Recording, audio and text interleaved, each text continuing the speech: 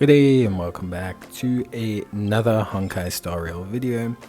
In this video we're going to be taking a look at how to beat the final boss of Ruin 3, the Deep Exploration. Now for those of you who don't know, the Deep Exploration is kind of an tack on to the Surface Exploration. You don't get as many rewards, but you get some really cool, well in terms of Stellar Jade, but you do get some relic materials which you're going to be needing if you want to really refine and make some top level characters.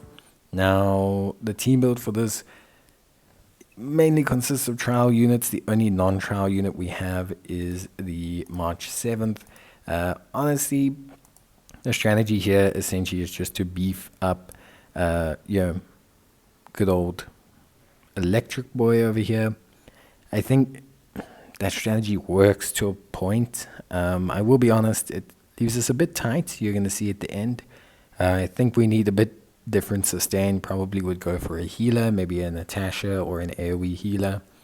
I think would be a little bit better in this circumstance because I don't think March's shields give us enough priority. So I think, yeah, that's probably where I would put things right now. Obviously, the big goal here is to use Bronya and the Tinyang or Tun or Tung Yang. Sorry, can never pronounce the names properly. But to use the two of them to augment the Electric Boy, and then we're able to, do pretty solid damage. Obviously, a lot of his damage comes actually after all of his attacks. So augmenting him augments his skill, which augments the AoE attack that kind of drops from the sky. So that's the big draw card here, ultimately at the end of the day. And ideally, this whole kind of 3 feed 1 strategy does end up coming together. The big issue though is that, outside of his damage, we don't have lots, and if we don't sustain the team, we can tend to have some issues.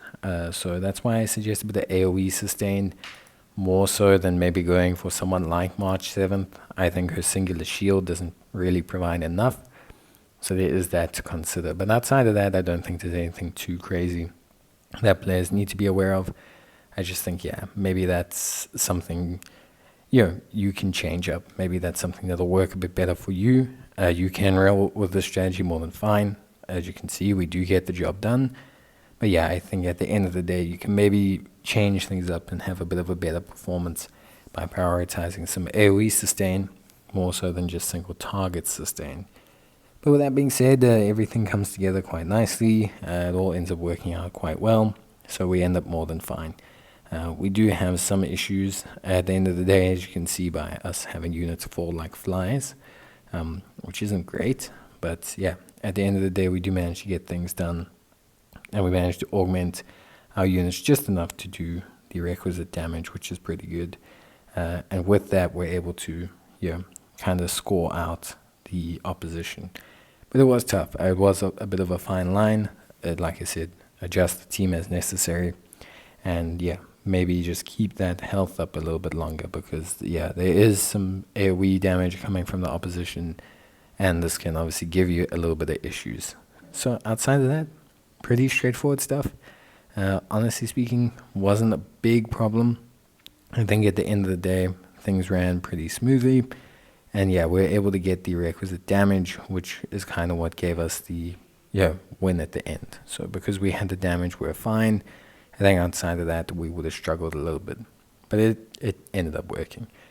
But yeah, that's basically going to be it for me. Hope you guys had a good time. Hope you enjoyed the video. And I'll see you guys, in the next one. So until then, take care, stay safe. And yeah, thank you so much for watching. As always, appreciate it. And I'll see you guys next time. Bye.